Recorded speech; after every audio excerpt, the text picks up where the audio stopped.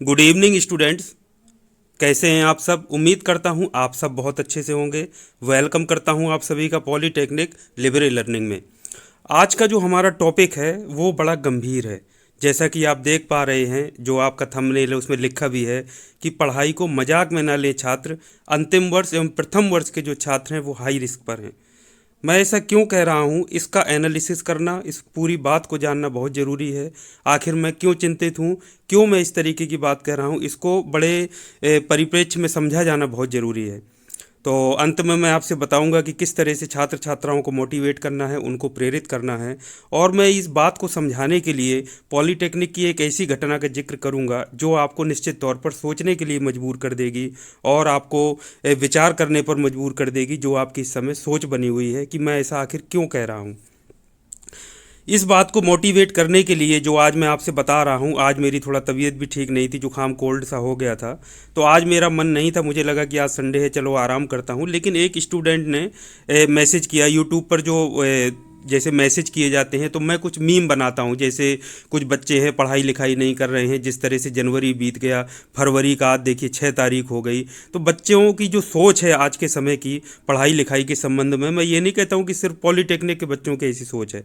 ज़्यादातर इंजीनियरिंग के भी जो छात्र हैं या किसी अन्य विधा के जो छात्र हैं, उनकी जो इस समय की सोच है, जो इस समय चल रहा है, उसके लिए मैं मजबूर हो जाता हूँ कि मीम बनाऊँ।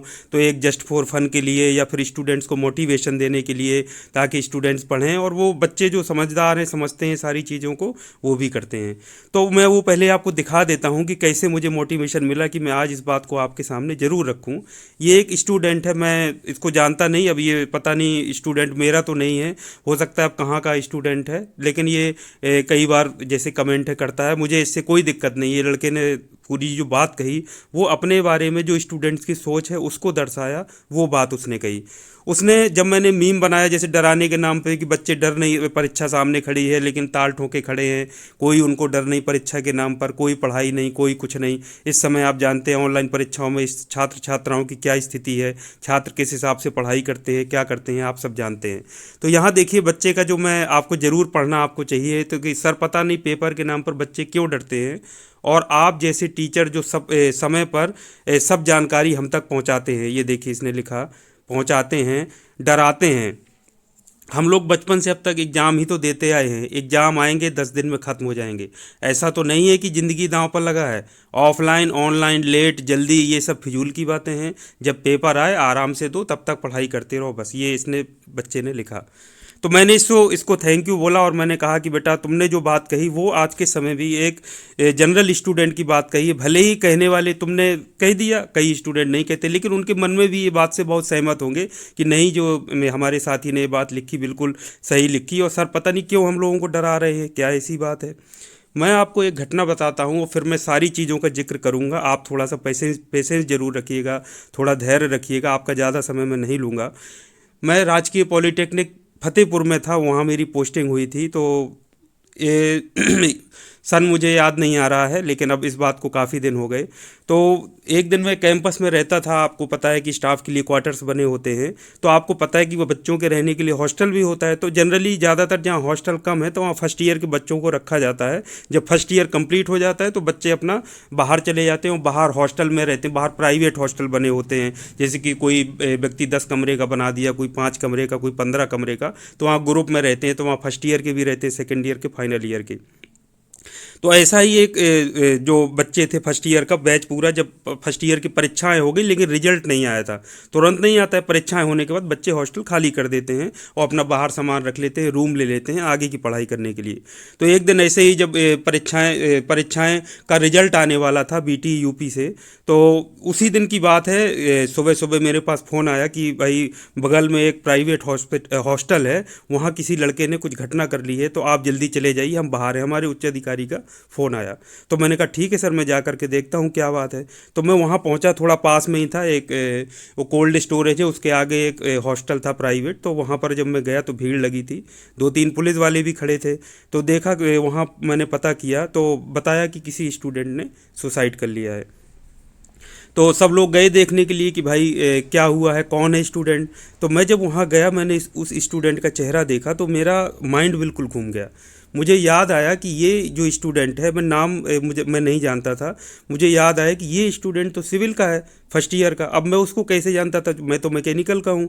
तो वहाँ पर अप्लाइड मैकेनिक्स आप जानते हैं, लैब होती है, मॉस लैब होती है, फर्स्ट ईयर में कॉमन होती है, सभी बच्चे जाते हैं। तो मैकेनिकल में होने की वजह से वो लैब मेरे चार्ज में थी, तो सिविल के बच्चे भी प्रैक्टिकल करने के लिए अप्लाइड मैकेनिक्स का आते थे।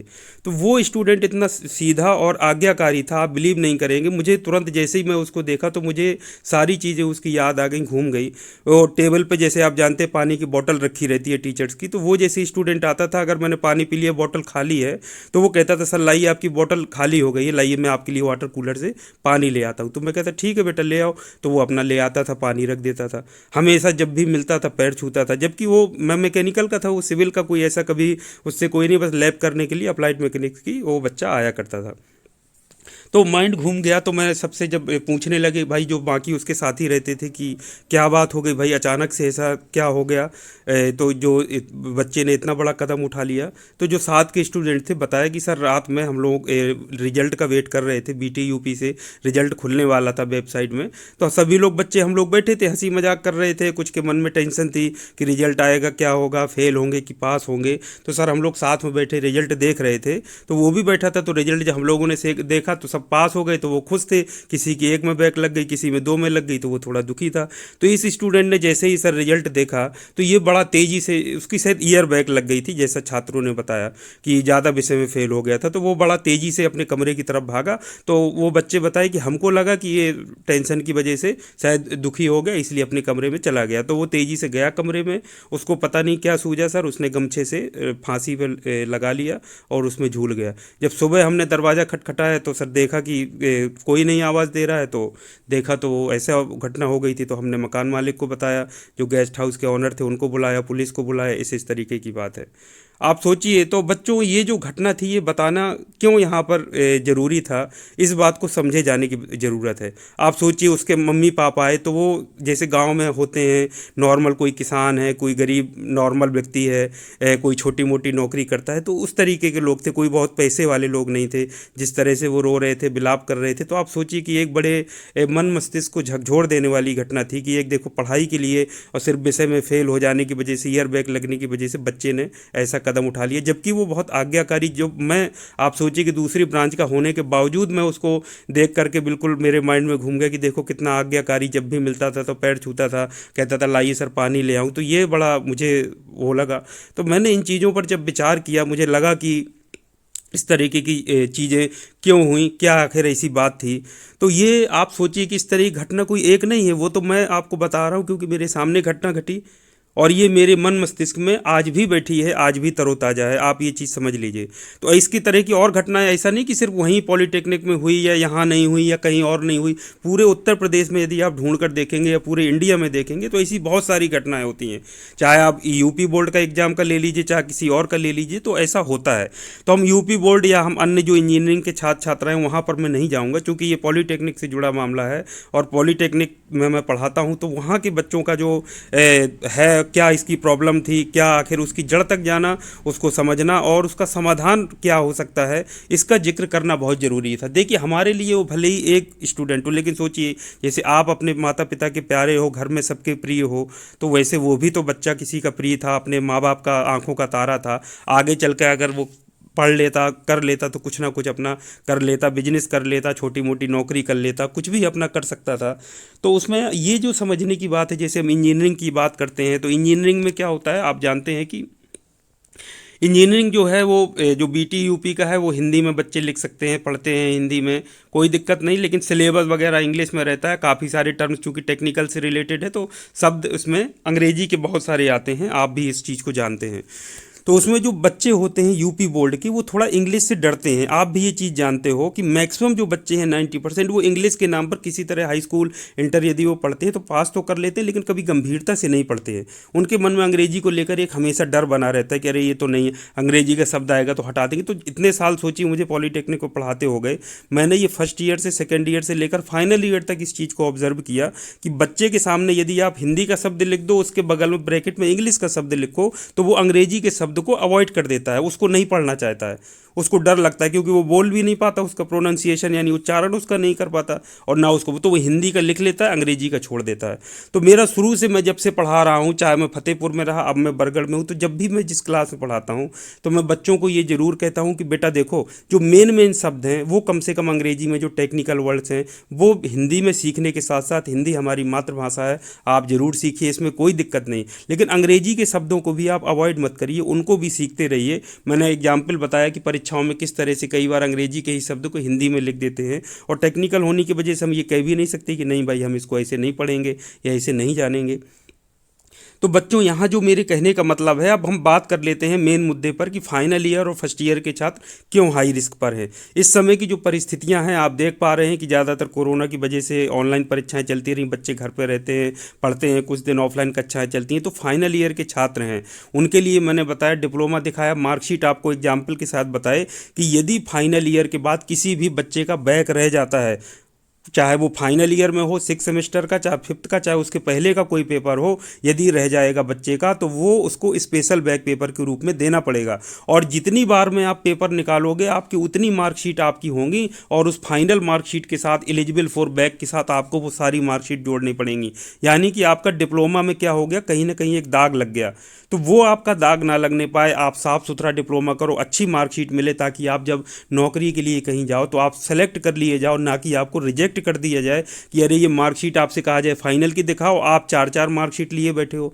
मैंने उदाहरण भी दिया कि एक लड़का देखो, इसकी 3 में बैक थी, तो हर बार में एक एक निकाला, सोची 3 साल तो उसके पूरे हो गए। फिर एक बार पेपर हुआ 6 मई में स्पेशल पेपर, फिर उसने एक पास किया, फिर वो आगे हुआ, फिर एक पास किया, फिर उसने एक पास किया, तो सोचिए एक मेन मार्कशीट, 3 वो वाली मार्कशीट, अब वो 4 मार्कशीट लेकर के घूमता है। तो कोई मांगता है तो उसमें मेन मार्कशीट में एलिजिबल फॉर बैक लिखा है, कहेंगे आप तो पास ही नहीं हुए, फेल है, तो वो कहेगा नहीं मैं पास हो गया हूँ, ये देखिए मार्कशीट, तो वो दूसरी दिखाएगा, फिर कहेगा दूसरे सब्जेक्ट का है, वो कहेंगे ये लीजिए सर, वो कहेगा तीसरी का है तो ये लीजिए। अब सोचिए वो 4 मार्कशीट लेकर के मार्केट में घूम रहा है। अब सोचिए आज के कंपटीशन के ज़माने में 4 मार्कशीट लेने वाले स्टूडेंट को कौन अच्छी कंपनी वाला कोई नौकरी देगा, या नौकरी पर रखेगा, या गवर्नमेंट या पब्लिक सेक्टर में उसको नौकरी मिलेगी, आप सोच करके देख लीजिए। तो डिप्लोमा भी जब फाइनल मिलता है तो मैं आपसे दिखाया कि उसमें लिख जाता है कि स्पेशल बैक पेपर देके इस सन में इस लड़के ने पास किया, जबकि एडमिशन इसका इस साल में हुआ था। तो बच्चों, आपकी फाइनल मार्कशीट और जो फाइनल आपका डिप्लोमा था, दोनों में एक तरह से दाग लग गया, और किसी भी तरह से आपके इंप्रेशन को अच्छा नहीं डालेगा यदि आप कहीं अच्छी कंपनी में जाते हो, नौकरी करना चाहते हो। तो इसलिए मैं कहता हूं कि फाइनल ईयर के जो बच्चे वो हाई रिस्क में हैं, तो ऐसा ना करें, मेहनत से पढ़ाई करें, गंभीर होकर के पढ़ाई करें, ताकि आपको इस तरीके की कोई सिचुएशन ना आने पाए।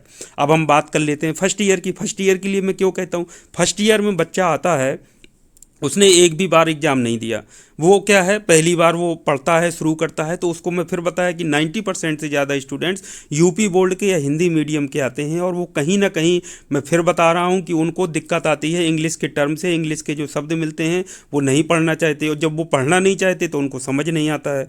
अब मैं बात करता हूँ, जैसे स्टूडेंट है, ये जो छात्र है, ये सीनियर छात्र है, ये हो सकता है सेकेंड ईयर में हो सकता है फाइनल ईयर में हो। तो ये सीनियर छात्र क्या करते हैं, जूनियर छात्रों को कहते हैं, क्योंकि आपको पता है चाहे हॉस्टल कैंपस का हो, चाहे वहाँ भी सीनियर जूनियर रहते हैं, बाहर भी सीनियर जूनियर मिक्स रहते हैं। तो अगर एक स्टूडेंट, मान लीजिए जूनियर छात्र जो रहते हैं, तो वो अपने जो सीनियर छात्रों के संपर्क में हमेशा रहते हैं, 24 घंटे रहना है अगर एक ही हॉस्टल में रह रहे हैं, तो वो उनको जो कुछ सलाह देते हैं, जो कुछ कहते हैं, तो वो उनका पालन ज़्यादा करते हैं, भले ही एक टीचर कुछ भी कहता रहे। तो जैसे मैं फंक्शन अभी होना था, वहाँ पर मैं जब गया बरगढ़ में, बच्चों ने फ्रेशर्स फंक्शन आयोजित किया, तो उसमें बाकी सब चीज़ें, हंसी मजाक चुटकुले सब चलता है, डांस चलता है, सब चीज़ बढ़िया से, फ्रेशर के कोई कंपटीशन चलते हैं, कुछ चलते हैं। तो बच्चे क्या है, जैसे अब कई सारे बच्चे सीनियर छात्र परफॉर्म कर रहे हैं, तो उन्होंने कहा कि अरे हम तो इंजीनियर हैं, हम तो सिर्फ हमारी जो किताबें हैं क्वेश्चन बैंक निकलती हैं, और प्रश्न बैंक से हम एक दिन पहले रात में रटना शुरू करते हैं, पूरी रात पढ़ते हैं, सुबह जा कर के परीक्षा दे आते हैं। तो बहुत बढ़िया, मैंने सुनता रहा, मैंने कहा ठीक है, कोई इसमें दिक्कत नहीं, ऐसा करते हैं, चलिए हंसी मजाक तक ठीक है।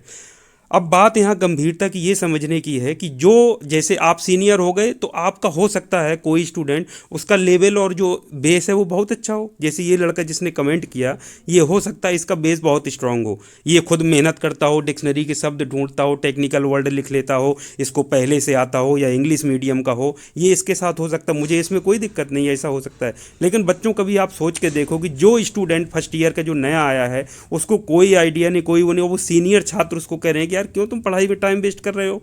हम लोग तो रात में पढ़ पढ़ के निकल गए, वो क्वेश्चन बैंक जाके खरीदो वो फला कंपनी की, रात भर रटना और सुबह जाके दे आना। तो उस बच्चे की छवि पर और उसके व्यक्तित्व पर क्या असर पड़ रहा है, वो क्या सीख रहा है, आप सोचिए। अब वो जो चीज़ सीख रहा है कि टीचर कुछ भी चिल्ला रहा है, मैं कुछ भी कह रहा हूँ, उस पर फर्क नहीं पड़ रहा है, क्योंकि वो कह रहे हैं हमारे सीनियर छात्र हमको ऐसा कर रहे हैं और कह रहे हैं कि देखो मेरे कितने बढ़िया नंबर आए थे, रात भर रट के मैं पूरा कॉपी भराया, उल्टा सीधा लिखाया, देखो बढ़िया नंबर आए। अब वो हो गए ऐसे जीते हैं हम, कभी ना पढ़ते हैं ना लिखते हैं। आपको अगर वो आपके नक्शे कदम पर चलकर वो छात्र इस तरीके की एक्टिविटीज़ करता रहेगा, जिसको शब्द ही नहीं पता, जिस स्टूडेंट को, वो छोटे छोटे सेंटेंसेस कैसे समझ पाएगा। जब वो छोटे छोटे सेंटेंसेस नहीं समझ पाएगा, वाक्य नहीं समझेगा, वो बड़ी चीज़ें कैसे समझ पाएगा। आप ये चीज़ कभी सोच करके तो देखो। तो मेरा जो प्रयास था, जो ये मेरा जो हिंदी मीडियम के स्टूडेंट्स के लिए, ये कि जब बच्चा आता है तो सिलेबस में जो उसके सब्जेक्ट हैं, सबसे पहला उसका काम ये है कि वो एक एक बेसिक शब्द की डिक्शनरी यानी वोकेबलरी बनाए, उसके उच्चारण लिखे, उसका अर्थ लिख के क्या होता है। यदि उस लड़के ने ऐसा कर लिया किसी भी व्यक्ति ने, तो उसका बेस इतना स्ट्रांग हो जाएगा कि जब उसको कोई चीज़ समझाएगा, चाहे वो टीचर क्लास में पढ़ा रहा हो ऑफलाइन माध्यम से, चाहे ऑनलाइन, चाहे वो यूट्यूब में देख रहा हो, या कोई उसका सीनियर या साथ का छात्र भी उसको पढ़ा देगा, तो उसको चीज़ें क्लियर होंगी, समझ में आएंगी और वो पढ़ेगा। तो बच्चों, मेरा कहने का यह है कि इस तरीके के जो स्टूडेंट हैं, जो छोटे छोटे ग्रामीण क्षेत्रों से आए हैं, गरीब घरों के हैं, किसान का बेटा है, कोई मजदूर का बेटा है, कोई छोटी मोटी नौकरी करने वाले का बेटा है, चाहे वो मजबूरी में खुद आया हो पढ़ने, चाहे उसको किसी ने भेजा हो पढ़ने के लिए, आप उसकी स्थिति को सोचिए। आप जो उसको चीज़ें सिखा रहे हैं, आप सोचिए उसके लिए कितना खतरनाक और गंभीर हो सकता है। आप कभी ये चीज़ सोच करके देखें। तो जो स्टूडेंट जिसने ये मैसेज किया है, उसकी तरह बहुत सोच वाले सीनियर छात्र हैं, जो सिर्फ जानबूझकर या अनजाने में वो ऐसा उनको प्रभावित कर रहे हैं, ऐसा कह रहे हैं। तो जो जूनियर छात्र आपकी बात मानता होगा, उसका बेचारे का बेस ही नहीं है, उसको कोई शब्द ही नहीं आता। तो शब्द जो तुम कहते हो 10 दिन में ख़त्म हो जाएंगे और एग्जाम के 10 दिन पहले हम पढ़ना शुरू करेंगे, तो उसकी कल्पना करके देखो कि वो 10 दिन में क्या पढ़ लेगा, जब उसको एक शब्द ही मालूम नहीं पूरे सिलेबस का कि ये क्या होता है। अंग्रेजी का शब्द बोल दो तो उसको समझ नहीं आता है, उसको कौन पढ़ाएगा, कौन कहेगा।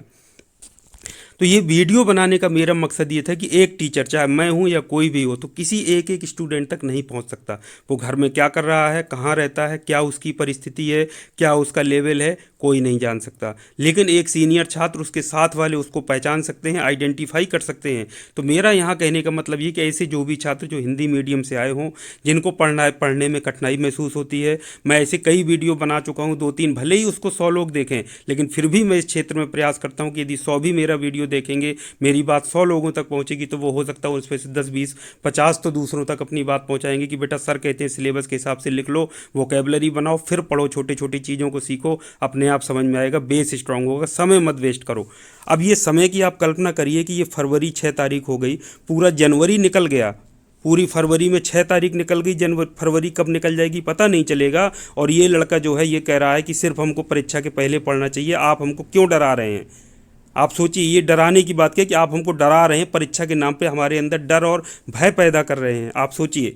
तो ये मैं क्यों कह रहा हूँ, इसकी गंभीरता को बेटा समझे जाने की ज़रूरत है। जो घटना मैंने आपसे बताई वो सिर्फ एक घटना नहीं है, पूरे यूपी की नहीं, पूरे इंडिया की घटना है। सिर्फ बेसिक कमज़ोर होने की वजह से समय बीतता जाता है, वो छात्र सही दिशा ना पा पाने के कारण, सही गाइडेंस ना पा पाने के कारण एक अच्छा स्टूडेंट, प्रतिभाशाली स्टूडेंट कहीं ना कहीं इस तरह के कदम उठाने को मजबूर हो जाता है। तो बच्चों, आप उसके साथी हैं, यदि वो आपका क्लासमेट है, आप उसकी मदद कर सकते हैं। आप वो छोटी छोटी चीज़ें उसको सिखाइए, परीक्षा के पहले उसको पढ़ाइए। परीक्षा के पहले आप सोचिए कि यदि फरवरी भी किसी ने निकाल दिया और मार्च में परीक्षाएं होंगी, टाइम टेबल जब आएगा तब पढ़ना शुरू करेगा, तो वो क्या पढ़ लेगा और क्या समझ लेगा, उसके हाथ कांपने लगेंगे और उसके आगे अंधेरा छा जाएगा, क्योंकि वो कहेगा कि अरे हम क्या क्या पढ़ने, सिलेबस जब उस समय देखेगा तो उसकी क्या स्थिति होगी। तो मैं उसी बात को बच्चों को वो करने के लिए, मोटिवेट करने के लिए उनका इस तरह से वो बनाता हूँ मीम की। देखो बच्चे जनवरी में पूरा बर्बाद कर दीजिए, मस्ती कर रहे हैं, पार्टी कर रहे हैं, फरवरी निकाले दे रहे हैं और कह रहे हैं हम तो परीक्षा के समय। तो आप बेटा जिसका बेस स्ट्रांग है,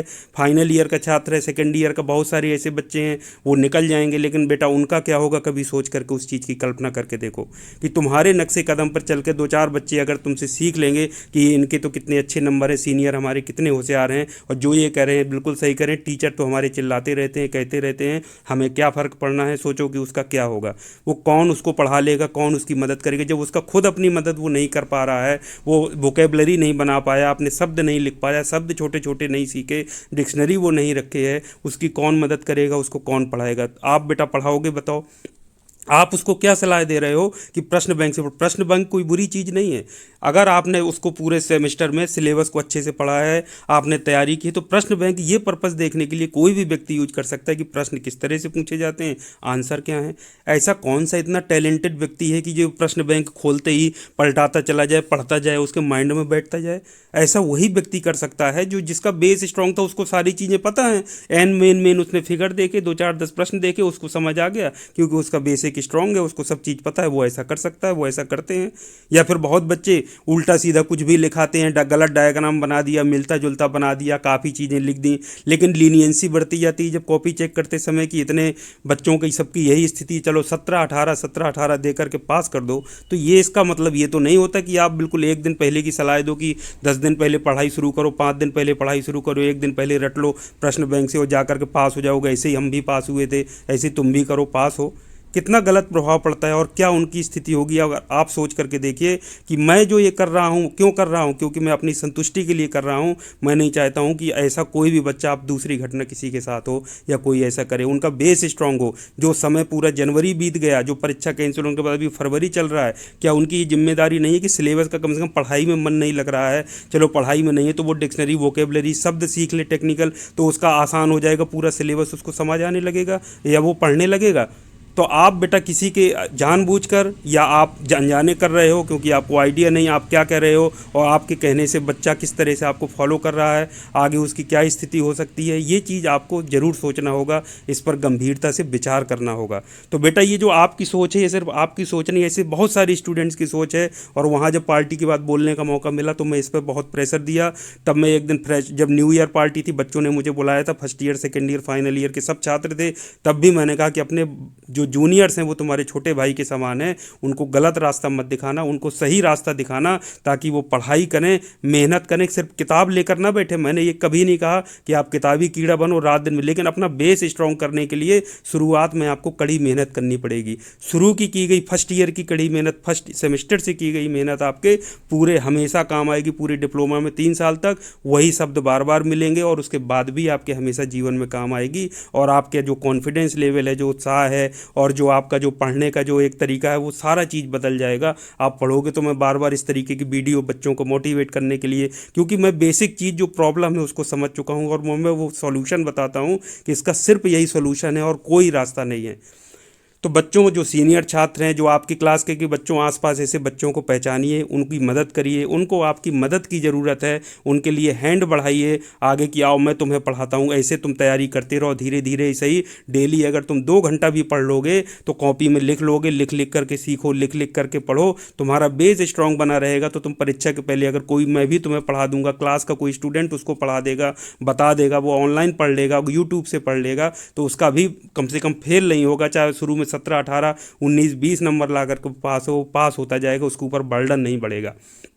अभी की स्थिति इतनी खतरनाक हो चुकी है, आप खुद सोचिए कि 2 2 सेमेस्टर का बोझ है। फर्स्ट ईयर का लड़का एक भी परीक्षा अभी तक नहीं दिए, उसको कोई होश नहीं, और वो स्टूडेंट बिल्कुल सबसे अलग है।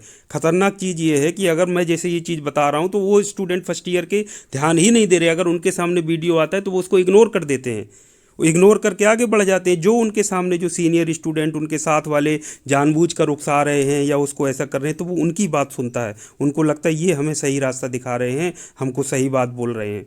तो ये बच्चों बहुत ही गंभीर बात है, इस पर गंभीरता से विचार करने की ज़रूरत है, इस पर विचार जरूर करिए, सोचिए। और एक चीज़ मैं और बता देता हूँ, अभी 1 2 दिन पहले की बात है, मेरे एक स्टूडेंट ने बताया फाइनल ईयर के कि सर आप प्रोजेक्ट के लिए, जैसे मैं क्या कहता हूँ कि बच्चों सीखते रहो, आप समय मत वेस्ट करो, चाहे जहाँ रहो। प्रोजेक्ट फाइनल ईयर में है, आप बना डालो पहले से, ताकि एन परीक्षा के समय दिक्कत ना हो, कोई आपको परेशानी ना हो। प्रोजेक्ट अच्छा बनाओ, मैं गाइडलाइंस दे दिया, वीडियो बनाया, उनके लिए मैंने रिपोर्ट बना करके दे दिया फॉर्मेट का, किस तरह से कर लो, अपना चेंज कर लो तुम लोग, अपना मेन जो फाइल है कवर 3 4 पन्ने का वो मैंने दे दिया।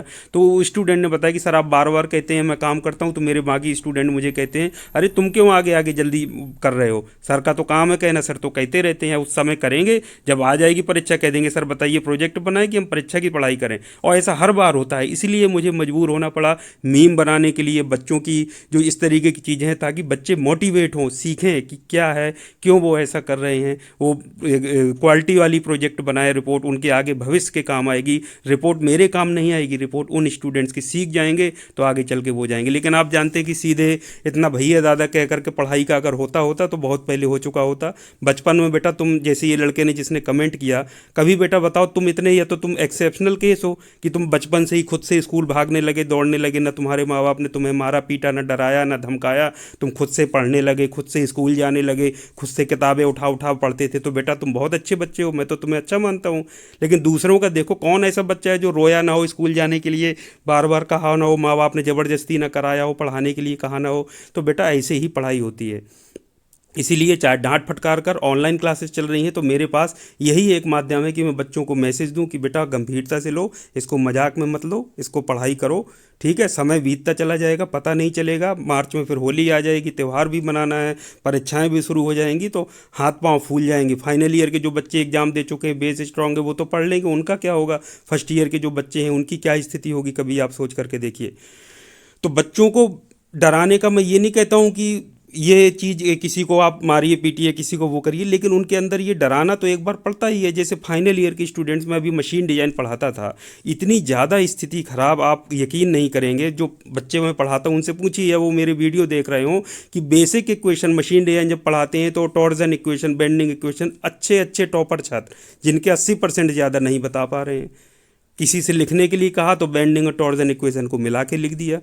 इतनी बुरी स्थिति। एक दिन फिर मुझे गुस्सा आया, मैंने इसको अपने उस पर कि मैं पढ़ा रहा हूँ आप नहीं सीख पा रहे हो, इसका मतलब कमी मेरे अंदर है, आओ मैं तुम्हें सिखाता हूँ कैसे सिखाया जाता है।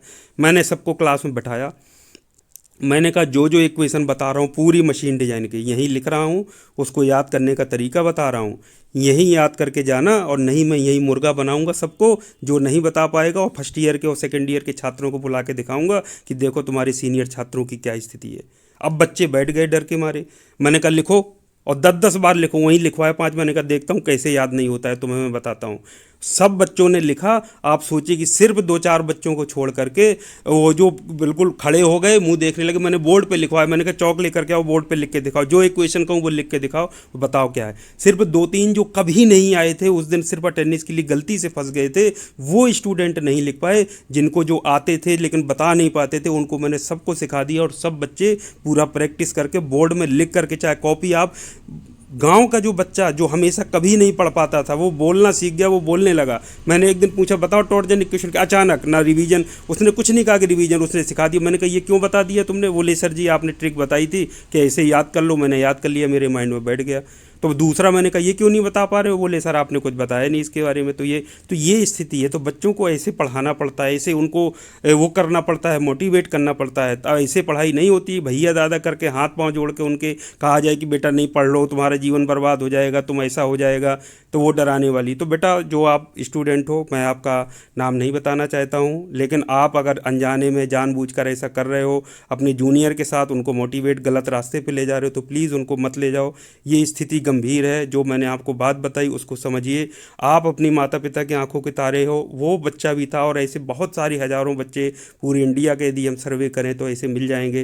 प्लीज़ उनको मोटिवेट करिए। जो भी आपके छात्र हैं उनको गलत सलाह मत दीजिए, उनको पढ़ाइए, हेल्प करिए, उनको बोलिए कि बेटा भले ही तुम 2-2 घंटे 4-4 घंटे पढ़ो, मगर नियमित तौर से पढ़ो, पढ़ाई से दूरी मत बनाओ। परीक्षा के 10 दिन पहले कोई पढ़ाई नहीं होती है। ये आपका सिर्फ उच्छृंखलता है जो आपको दिखाता है कि इस तरीके की बात बोलना कि अरे पढ़ाई तो 10 दिन पहले होती है। ये आपका कोई तरीका नहीं है।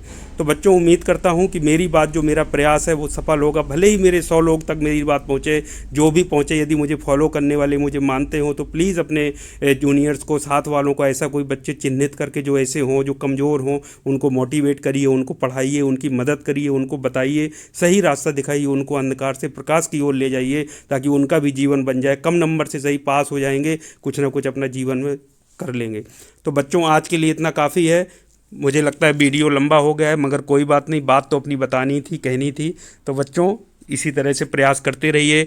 टाइम को वेस्ट मत करिए। समय बहुत निश्चित होता है, उसको वेस्ट कर दिया तो कम समय में वो चीज़ें आप कमी को कभी पूरा नहीं कर सकते हो।